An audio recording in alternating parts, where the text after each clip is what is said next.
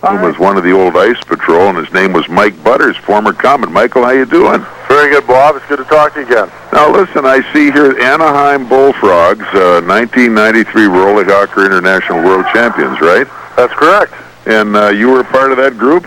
Yeah, we had a great success with a new sport, the professional roller hockey and all, and we used mostly ice hockey players and ended up going undefeated. Yeah, and I understand right now I've caught, I've caught Mike at Stewart's Roller World, and you're setting up, I understand, like a hockey school or what? Yeah, I've got a clinic going on. I do, in the off-season, I do clinics now. Just because of the back injury I had in Quebec 2 years ago, I ended the hockey career, and now I'm doing inline clinics for kids, and it's just unbelievable in California, the boom. Inline hockey right now in the States is beginning to be at par with ice hockey as far as sales and merchandise and everything like that. And I understand out in the Anaheim area where, of course, everything seems to go big when you're around a Disney situation, it's just positively going leaps and bounds. It's incredible. The Ducks have taken off really good, and we averaged over 14,000 fans last year at our games. We already have 2 sellouts for this upcoming season with Disney, so that's 17,000 plus in professional roller hockey. So again, you're in on part of the Disney promotional world, working with this group as well. Then. Yeah, I do some stuff with Disney. They've got a big promotion this week with Rollerblade, and I'm involved in that. And whenever they call in roller specialists or roller hockey people, they usually call the Bullfrogs, and I'm the one here, so I usually handle it.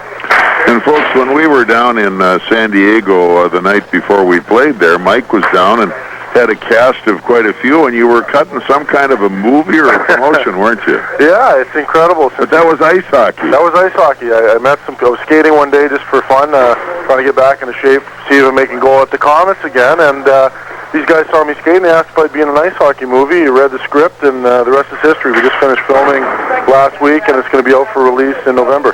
Geez, all I could do was get you on the radio as a color man in a hockey game. Now you're a movie star.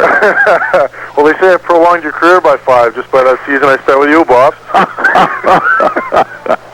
Well, by the sounds of things right now, you got to be having fun. Doing great. Yeah, I'm having a great time down in California. I mean, who would have thought, after my days in Fort Wayne, move on a league and then also come down and play professional roller hockey.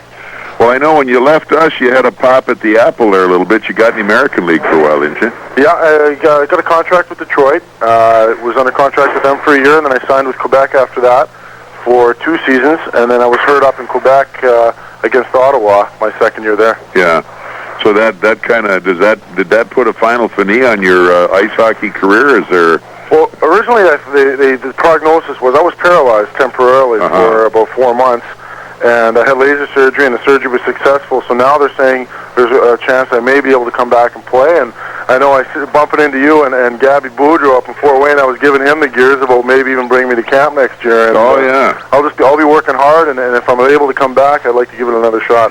So apparently Fort Wayne has impressed you to the point where you'd like to come back here if you were going to make a shot at it, eh? Yeah, even though I was only there a year, the 1 year in the playoffs I got called up from Greensboro, right. and then the following year with the year we lost out to Peoria in the finals were probably one of the highlights of my professional career. I love playing in Fort Wayne. The people there were great, and great support. The Frankie family was just unbelievable.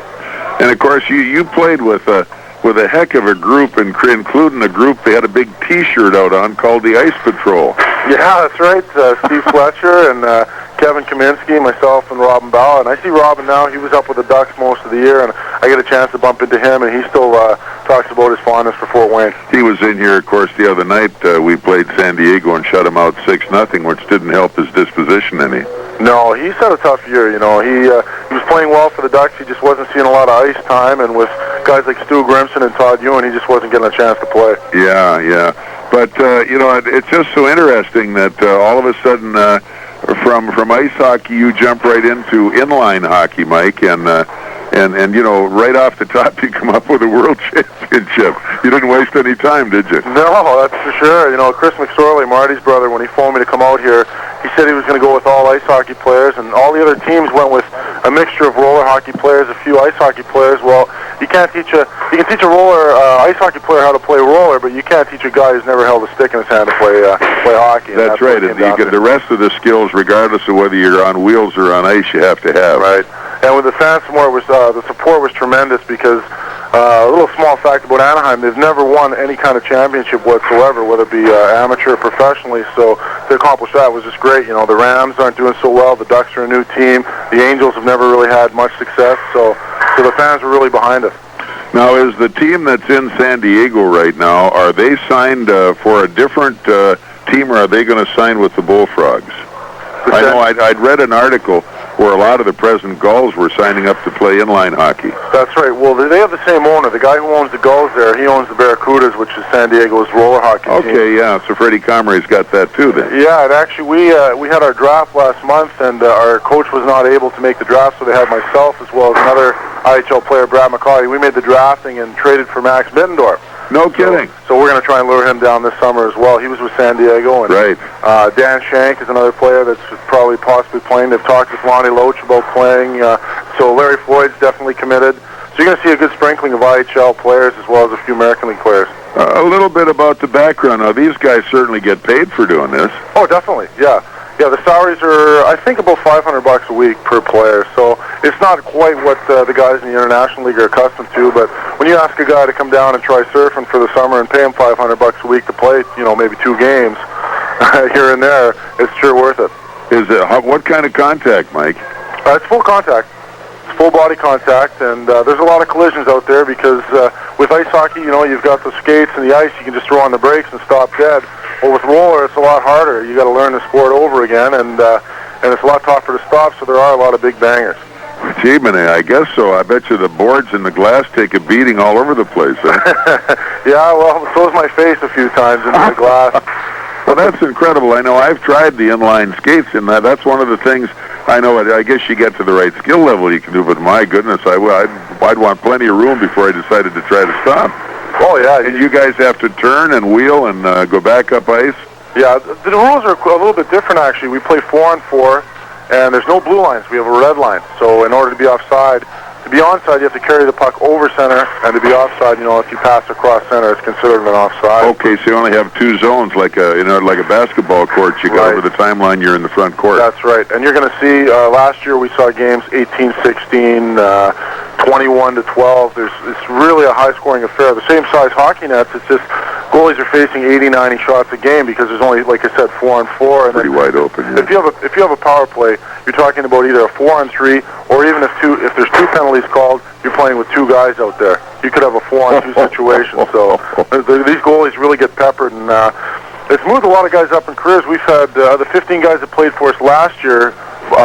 13 of them were East Coast leaguers. Of those 10 of them went up a league and are playing either now in the International or American League. Isn't that incredible? As far as the puck, is it the same puck used in ice hockey? Is it different? No, the puck is about half the weight. It's a rubberized plastic developed by Jofin. It's got Teflon nibs around it. You got 6 on each side, so it's elevated from the floor, and that thing really zings. They've clocked it over 120 miles an hour. You use a regular hockey stick? Yeah, regular stick. Just don't tape it so you don't have the drag on the floor. And full gear, eh? Full gear, and we play on a surface called Sport Court.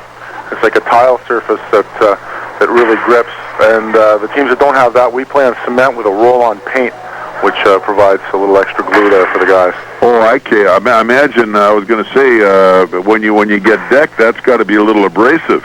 Oh, yeah. When you go down, I mean, there's nothing to stop you but cement, so you get the odd road rash here and there.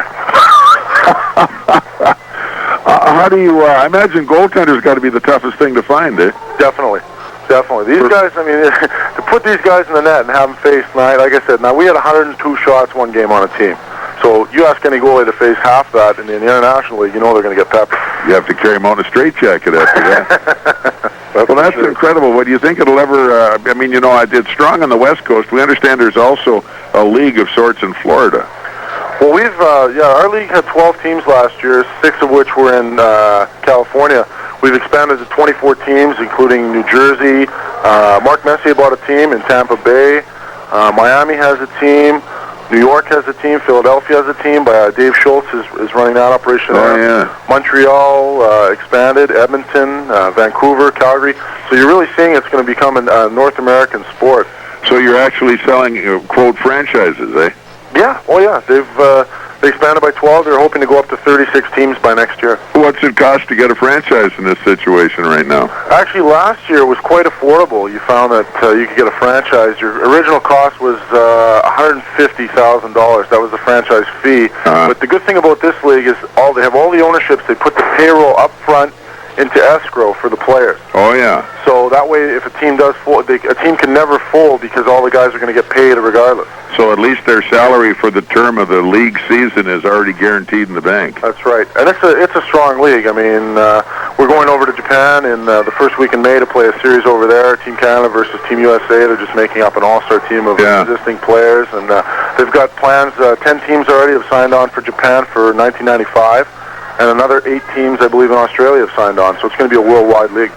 Boy, I'll tell you, you never know what you're going to learn when you pick up the telephone. And, boy, you've given me an earful today, I'll tell you. Well, I just trade that ice patrol for a little roll patrol now. Hey, there you go. You do it that way instead, eh?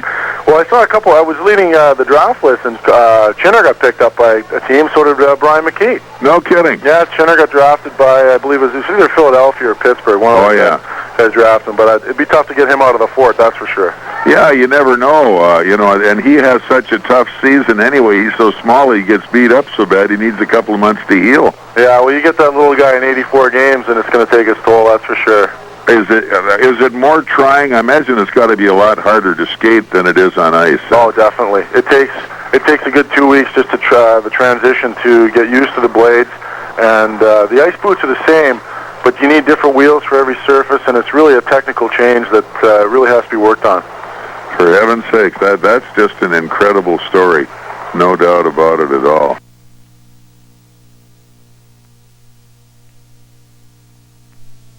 And and everybody's getting paid for it and everything else. I understand for a while when you got out to Southern California, you got a little taste of broadcasting too, Mike. Yeah, I was doing some color commentary for the Mighty Ducks in Anaheim. I was doing some TV reports as well as a couple radio things, and took what you taught me, Bob, and I just carried it to that next level. To the next level, which was get out as soon as you can and make a living. I know what you're doing. Yeah. You still were. You still always will be my guru of media. Don't let anyone tell you different. Well, you got to be my guru then of inline hockey too, because you're the only resident expert I've ever talked to, and I've learned enough right now to be confused. Well, Fort Wayne's got to get a franchise. There's no question about it. That's exactly right. Get in there and fill them up during the summer. Now, do they have these special floors you can buy, as you indicated, then to put over concrete? Eh? Right, but you can play right on the concrete. Some of the teams do. I know in Anaheim at the arena we do. We just have the roll-on paint, so there's no big change. San Diego does the same. So what do you do for coaches? Player coaches? No, we have pro coaches. Last year, like I said, Chris McSorley, who coached Toledo Storm. Mm-hmm. He was our coach. Gary Unger's one of the coaches. Yvonne Cornway. Let's see, Perry Turnbull. You're looking at a lot of former NHLers. Tiger Williams coaches the team in Vancouver. Yeah. Dave Schultz. So you got a bunch of hard-nosed guys there, Schultz and Tiger. Good. That's right. What are they teaching you guys? They give them coaching jobs so they don't lace them up and hurt us out there. Yeah. For heaven's sakes. Well, like I say, you got to be enjoying yourself doing that.